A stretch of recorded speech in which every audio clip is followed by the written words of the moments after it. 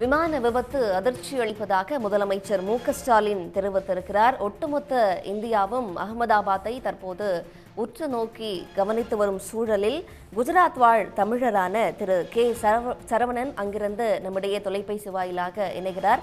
அவர் இந்த விமானமானது விழுந்து விபத்துக்குள்ளான போது அந்த காட்சியை நேரடியாகவும் பார்த்திருக்கிறார். சார் வணக்கம். அந்த விமானம் விழுந்த அந்த காட்சிகளை நாங்க பார்த்தோம். அப்போ என்ன சூழல் அங்க நிலவுச்சு? ஆக்சுவலி மேம், நாங்க ஒரு மீட்டிங் கோசம் வெளியே போயின்னு இருந்தோம் ஒரு இடத்துக்கு.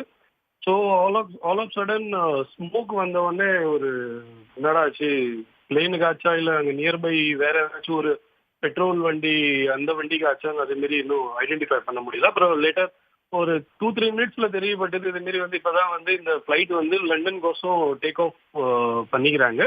ஏதோ ஒரு எமர்ஜென்சி சுச்சுவேஷனால அவங்க லேண்ட் பண்ணும்போது இது மாரி அந்த இருக்கிற டென்டல் காலேஜ்ல போய் இடிச்சு அங்க இருக்கிற பிளாஸ்ட் ஆகி. இப்போ நீங்க விபத்தையும் பார்த்திருக்கிறீங்க, சுற்றி இருக்கிற மக்கள் என்ன சொல்றாங்க சார்? மேம், இது ஆஃப்டர் 87ல நடந்துக்குது. 1987ல இதே மாதிரி ஒரு இன்சிடென்ட் பிளேன் கிராஷ் நடந்துக்குது. அப்பெல்லாம் நாங்கெல்லாம் சின்னவங்க இருந்தோம். இப்ப அதே இடத்துல மீண்டும் ஆஃப்டர் ஒரு 38 இயர்ஸ்க்கு அப்புறம் மீண்டும் ஒரு இடத்துல சேம் இடத்துல அது மாதிரி ஒரு இன்சிடென்ட் ஆகிக்குது.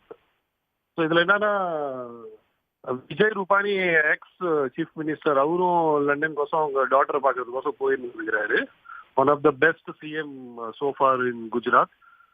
அது இல்லாத நிறைய பிரிட்டிஷ் நேஷனலிஸ்ட், அது இல்லாத போர்ச்சுகீஸ் அவங்க கூட இருந்துக்கிறாங்க. ஸோ இப்போ நியர்பை ஹாஸ்பிட்டல் சிவில் ஹாஸ்பிட்டல் இருக்குது, ஏஷியாலே பெரிய ஹாஸ்பிட்டல். அங்கே எல்லாருக்கும் ட்ரீட்மெண்ட் கோசம் நரேந்திர மோடி ஜி அவரும் அங்கேருந்து இன்ஃபார்ம் பண்ணிக்கிறாரு, அமித்ஷா ஜியும் இன்ஃபார்ம் பண்ணிக்கிறாங்க. ஸோ எல்லாரையுமே அங்கே இது சேஃபா ஆயிட்டு அங்கே உங்களுக்கு ட்ரீட்மெண்ட்டும் ஸ்டார்ட் ஆயிடுச்சு.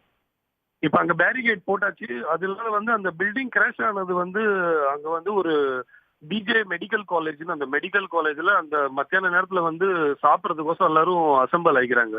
டாக்டர்ஸ், இன்டர்ன் டாக்டர்ஸ் ஒரு ஐ திங்க் 100 டாக்டருக்கு மேல அங்க சாப்பிட்றதுக்கோசம் உணவு எடுக்கிறதுக்கோசம் வந்துக்கிறாங்க.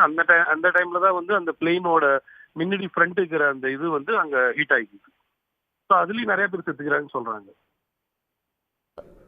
இப்போ எக்ஸாக்ட்லி நீங்க எந்த பகுதியில இருக்கீங்க சார்? இப்போ விபத்து நிகழ்ந்த பகுதியிலிருந்து எவ்வளவு தூரத்துல இருக்கீங்க, எவ்வளவு தொலைவு? ஒரு 8 கிலோமீட்டர் மேம், 8 கிலோமீட்டர். ஸோ நாங்க இருக்கிறது மணிநகர். இப்ப அந்த பக்கம் போக முடியல, பிகாஸ் நான் இப்ப வந்துட்டோம், அந்த பக்கத்துல இருந்து வந்துட்டோம்.